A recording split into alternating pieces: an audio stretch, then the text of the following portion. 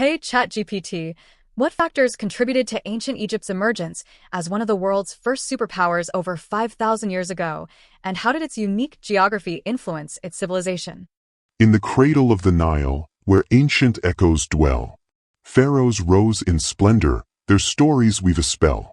Stone and sand, a testament to power's reign. Pyramids reach skyward, where dreams and gods remain. Omar ibn Alas, with courage in his stride, brought forth the dawn of Islam, the river as his guide. Cultures intertwined, like threads of golden light. In Egypt's heart, a legacy shines bright. Cleopatra, ancient Egypt emerged as a superpower due to its fertile land along the Nile River, which supported agriculture and trade. The river's predictable flooding patterns allowed for stable food production, fostering population growth and centralized governance. This geographical advantage enabled the development of a powerful and enduring empire. Okay, so, in what ways did the achievements of ancient Egypt, from monumental architecture to advancements in governance and culture, establish its legacy as a powerful civilization in history? Cleopatra, ancient Egypt is renowned for its monumental architecture, such as the pyramids, which symbolized the pharaoh's divine authority. The civilization also made significant advancements in writing, art, and governance, establishing a centralized state that influenced subsequent cultures and left a lasting legacy in human history. What role did Omar ibn Alas play in the Muslim conquest of Egypt, and how did his leadership influence the integration of Egypt into the Islamic world? Cleopatra, Omar ibn Alas, was a key military leader who led the Muslim forces during the conquest of Egypt in the 7th century CE. His strategic skills resulted in the capture of Alexandria and the establishment of Muslim rule, which facilitated the integration of Egypt into the Islamic Empire, leading to a flourishing of culture and knowledge during the Islamic Golden Age. Fascinating. Thanks for the quick summary. Let's move on to the deep dive with Jack and Wilson. Hey everyone, before we get started, I noticed in my YouTube channel analytics that many of you watching aren't subscribed. If you could do me a big favor and hit that subscribe button, I'd really appreciate it. It motivates me and helps the channel grow, so I can create more videos like the one you're about to see. Also, as some of you requested, my team has launched a website where you can read my books and find transcripts of all my videos in the form of small booklets. The link is in video description. We're working hard to produce informative videos daily, along with books and transcripts. I'd love your help in spreading dawah, calling to Allah's message. Please click the join button to show your support. Now, let's dive in. All right, ready to go deep. Today, it's ancient Egypt and how the civilization became, well, a superpower. A superpower. That's right. We're basing this all on a blog post, Ancient Egypt, the first superpower spanning over 5,000 years. It's from the Cleopatra website. Ah, Cleopatra, I've seen that site. It's written by Mohammed Irshaddin and published just this year, 2025. Very recent. So, ancient Egypt as a superpower. You know, it's funny. We hear superpower and we think of, well, modern nations. Right, like the U.S. or China. Exactly. But ancient Egypt was dominant for millennia. Even by today's standards, they had the military might, the economic clout, cultural influence. It radiated throughout the ancient world. So how did they get there? What was their secret sauce? Well, the blog points to King Narmer around 3100 BCE. He unified Upper and Lower Egypt, establishing the First Dynasty. The First Dynasty. So this is really the beginning. Yeah, a centralized state. Yeah. That was huge. It allowed for coordinated efforts on a massive scale. So it wasn't just good luck or coincidence. Someone laid the groundwork. Right. And then we get to the Old Kingdom period, roughly 2686 to 2181 BCE. Now, most people, they hear Old Kingdom and think pyramids. The age of the pyramids, right? Exactly. But it signifies more than just impressive tombs, you know? Good one. It shows the pharaoh's power, but also the organizational capacity of the ancient Egyptians. Imagine the logistics of something like the Great Pyramid of Giza. Oh, wow. Yeah. Thousands of workers, complex engineering. Did they even have wheels back then? I mean, it wasn't just brute force, right? To be a superpower, there's got to be an intellectual side, too. Absolutely. The pyramids weren't just feats of engineering, they were statements. They reflected the pharaoh's divine right to rule, their connection to the gods.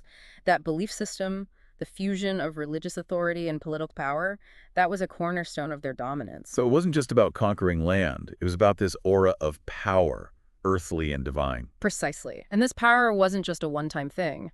After the Old Kingdom, you have the Middle Kingdom, around 2055 to 1650 BCE. A time of resurgence, art, literature, trade. Come. Yeah. Pharaohs like Mentuhotep II, they focus on stability but also expansion. It's a pattern. Consolidate power, then push outwards. Classic superpower move, really. It's like a rhythm. Consolidate, expand, consolidate, expand. And I bet the Nile River played a role in all this too, right? I mean, that's their lifeline, isn't it? Absolutely. The Nile was more than just water. A unifying force, a symbol of life and renewal. Its annual floods, which, in other regions would be devastating, those were key to Egyptian agriculture. I always pictured those floods as terrifying. Mm. But you're saying the Egyptians saw them as a positive thing. Oh, definitely. When the Nile flooded, it deposited fertile silt along its banks. Some of the most productive farmland in the ancient world because of this predictable cycle. They could cultivate staple crops with, well, remarkable success. So not just luck, harnessing nature to their advantage. Mm. And I'm guessing the Nile shaped their beliefs too, right? Not just their economy. Think about it. The Nile dictated the agricultural calendar. So the pharaoh, as the supposed intermediary with the gods, held immense power. He was responsible for ensuring the floods came, which fueled the whole civilization. Like he was both king and high priest all in one. That's incredible control. Exactly. Control of the Nile meant control over, well, every aspect of life. And this wasn't just theoretical, it's reflected in their art, their architecture. Okay, so we've got military power, economic power thanks to the Nile, and this system of religious authority. What about their culture? What set them apart? Picture ancient Egypt. What comes to mind? Pyramids, hieroglyphs, the Sphinx. Right. Their art and architecture weren't just beautiful. They were designed to reinforce that sense of power, that divine connection we talked about. It's visual propaganda on a grand scale. Even a statue could have a political purpose. Absolutely. Take the bust of Nefertiti. Not just a pretty face, It's iconic. It captures the beauty standards, the artistic brilliance, sure. But it embodies the power and influence of the royal family. Every detail was meant to convey a message. And those messages, they weren't just for the elite, right? I mean, hieroglyphs were everywhere. So even everyday Egyptians, they were constantly exposed to these symbols. Exactly. Hieroglyphs weren't just writing. They were art, a way to communicate with the gods, a way to preserve their history, their culture.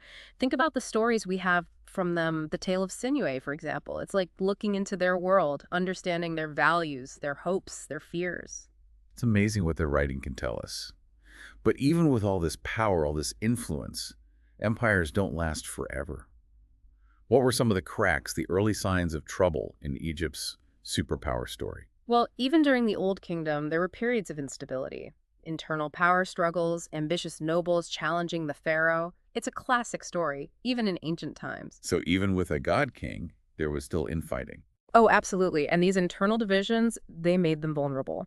The first intermediate period, around 2181 to 2055 BCE, is a prime example. Central authority weakened, local rulers gained power. It's a reminder that even the mightiest empires can be weakened from within. That's a bit of a sobering thought. Indeed.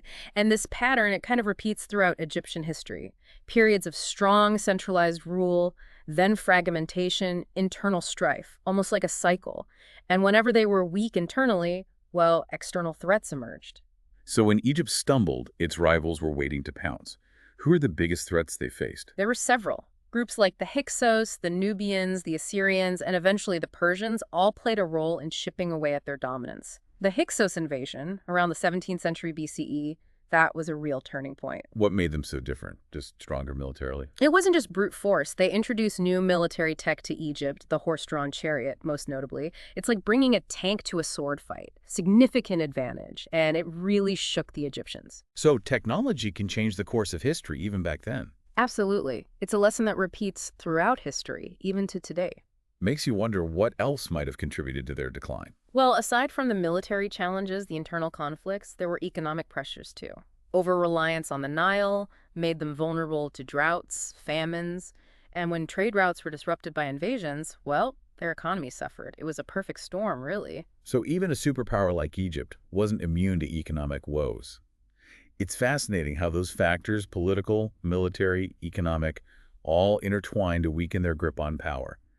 I guess what goes up must come down. A recurring theme in history, isn't it? Yeah. Even the mightiest empires face challenges they can't overcome.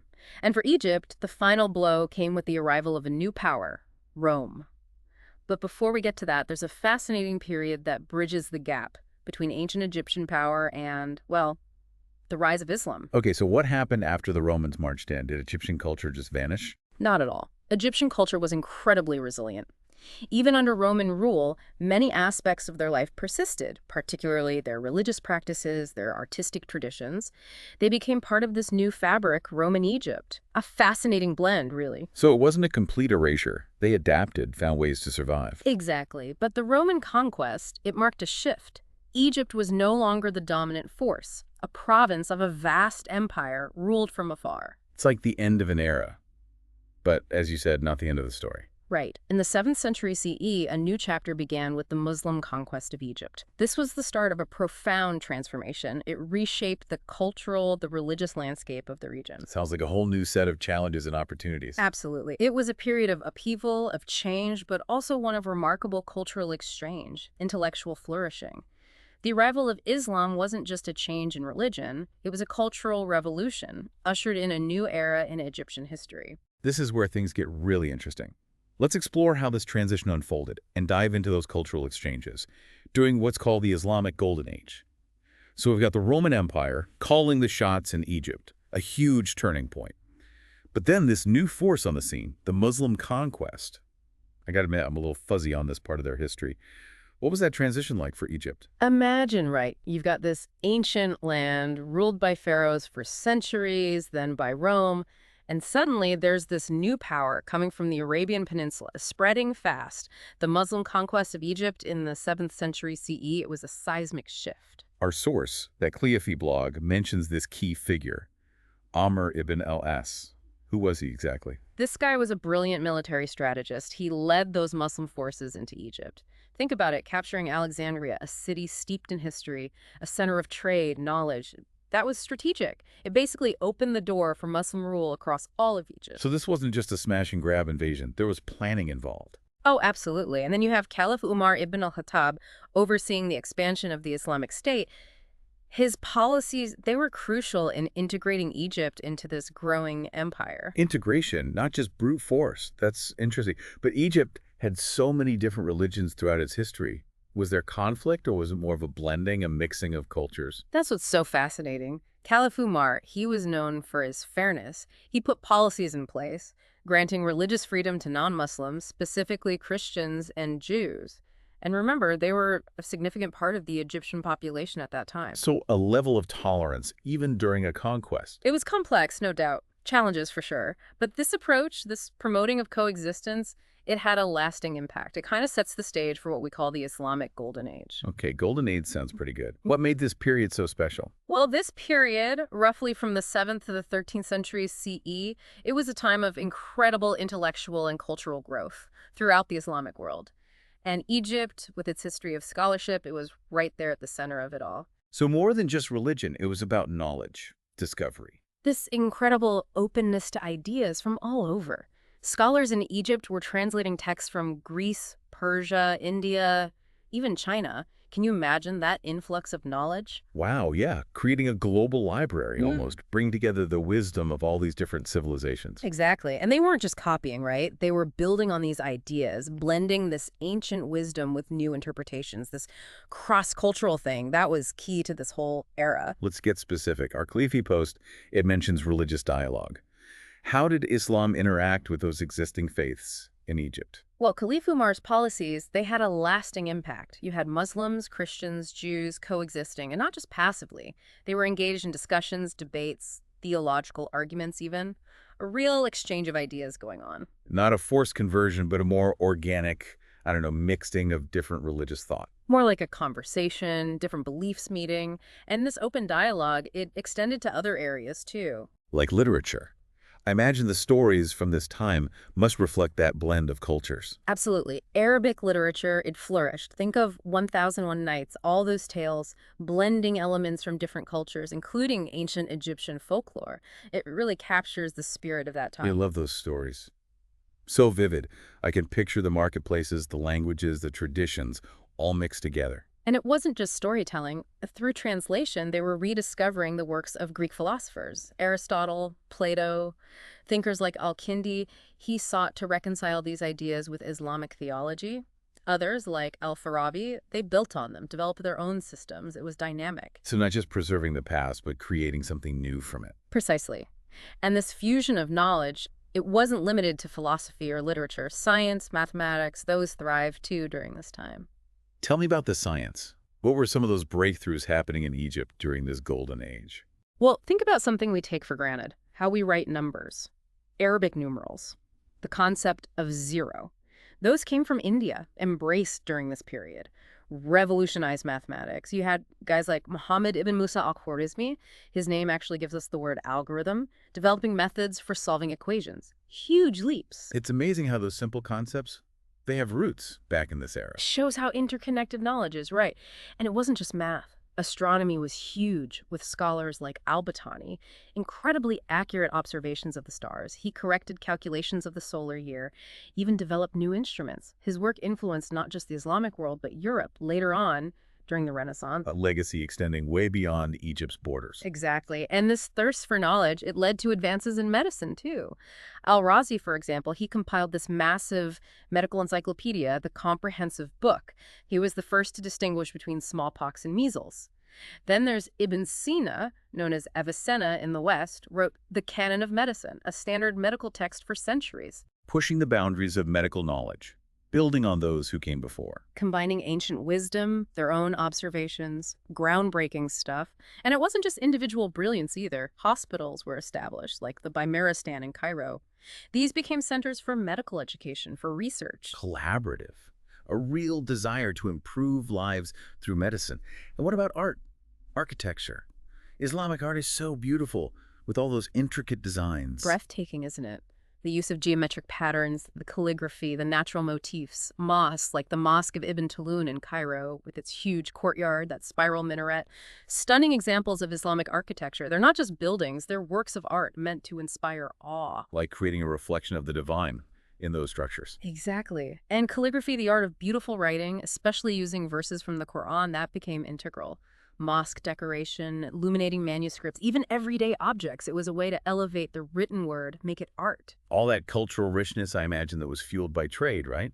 Egypt's always been this crossroads. Oh, you're absolutely right. During the Islamic Golden Age, that strategic location, it made Egypt this bustling hub. Trade between Africa, Europe, Asia. Think of the Khan el-Khalili Bazaar in Cairo. Merchants from all over selling spices, silk, ceramics, sharing stories. A true melting pot. It's like trade was the internet of the ancient world, spreading ideas, innovations. Not just about profit, but connecting people, cultures, fostering understanding, sparking new ideas. This Islamic Golden Age sounds remarkable. But did it last? Did this exchange, this flourishing, eventually fade away? Like all golden ages, it did eventually come to an end. But its impact on Egypt, on the world, undeniable. It left this legacy of knowledge, art, architectural wonders that we're still inspired by today. It's amazing how this period, born out of conquest, led to such a vibrant mix of cultures, ideas. It challenges how we think about what happens when civilizations collide. It shows that even in the middle of change, of upheaval, there's potential for growth, for creativity, human connection even. So we've journeyed from the peak of ancient Egyptian power through Roman rule, and now the rise and eventual fading of this Islamic Golden Age. What a story. Egypt, it seems like it's always been at this crossroads of history, shaped by forces of conquest, of cultural exchange. And through it all, that one constant, the Nile River, the lifeblood of the civilization for millennia, shaping its destiny in profound ways. Speaking of the Nile, you mentioned earlier how crucial those annual floods were to their success. Makes me wonder, what if it had been different? What if the Nile didn't flood so predictably? How might their history have unfolded? It really makes you think, doesn't it? That a whole civilization's fate could be tied to a river and whether it floods or not. It's like, we humans, we think we're in control, but nature has a way of reminding us who's really boss. You got it. The Nile, it wasn't just water. It was the backbone of their agriculture, their economy, even a central part of their religion. We talked about how the floods, they brought that fertile silt, which was crucial for growing their crops. But how do they actually handle this? I mean, a flood is a flood.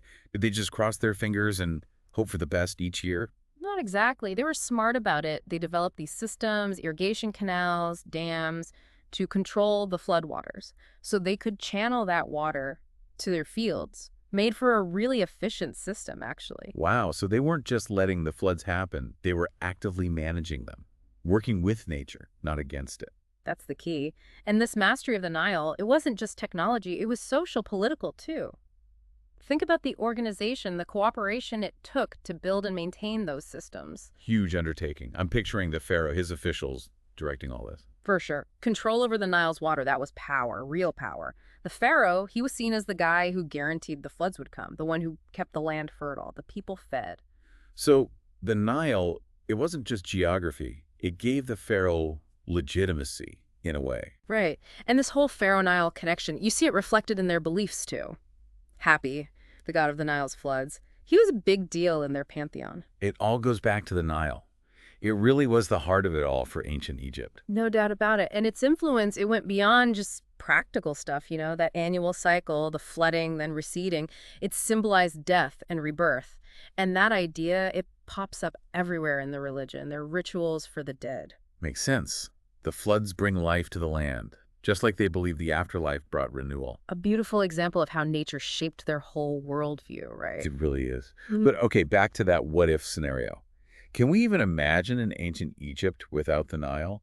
What if those floods were unpredictable or just not enough? It's a good question. Without that predictable flooding, their agriculture would have been way less reliable. They might have had constant famines, struggled to support a lot of people. Maybe they never would have developed into that complex society we know. So no mighty empire, just a bunch of smaller settlements always fighting to survive. That's one possibility. Their whole culture, their art, everything, it might have been totally different. Makes you think, are there other civilizations out there lost to history that could have thrived if they had their own Nile, It's a fascinating thought, right? How many stories, how much knowledge is hidden because, well, maybe the environment didn't cooperate. It's humbling. We like to think we're in charge, but we're really tied to the natural world, for better or worse. No doubt. And this whole deep dive into ancient Egypt, it's a great reminder of that. I agree. We've seen their rise to power, their cultural achievements, their struggles, and finally their fall. It's like we've traveled through thousands of years. And what a ride. From King Narmer unifying Egypt, to those incredible pyramids, to the arts and sciences flourishing during the Islamic Golden Age, and then the decline. It's all there. Drama, innovation, that enduring human spirit. If I had to sum up ancient Egypt in one word, I think it would be resilient. They faced so many obstacles inside and out, but their culture, it lasted for centuries. That's a good one. They adapted, they innovated, they took in influences from others, but they always held on to their own identity. Makes you think, what can we learn from them today? I mean, our world, it's got its own set of challenges. Well, one thing that stands out is how important it is to understand our relationship with nature. The Egyptians, they built their success on the Nile, but their decline also had to do with environmental factors, remember? So finding that balance, using resources without destroying them, keeping that delicate balance in nature. Exactly. And just like the Egyptians, they benefited from all that cultural exchange during the Islamic Golden Age, right? Being open to new ideas. Well, we can learn from that too. Embracing diversity, working together, that's how we grow. Those are definitely lessons worth remembering. Well, I think it's time to wrap up our deep dive into ancient Egypt. It's been a pleasure exploring this fascinating civilization with you. And to our listeners, thanks for joining us on this journey. Hope you enjoyed it as much as we did. Until next time, keep exploring, keep asking questions, keep discovering those wonders from the past. That's a wrap on another deep dive. Thanks for listening. Thank you for joining us for today's podcast. I hope you've gained some valuable insights. If you're a truth seeker, yearning for divine light and ready to step out of darkness, now is your moment. The truth is that Allah is the one and only creator of the universe. He has sent over 124,000 messengers and prophets to guide humanity, starting with Adam and culminating with the final messenger, Prophet Muhammad, peace be upon them all. If you resonate with this message, you might be ready to embrace Islam. Simply recite the Shahada, the Islamic declaration of faith. For further support, feel free to join our WhatsApp group. You can send us a private message there. The link is in the video description. Don't wait until it's too late. We look forward to connecting with you soon.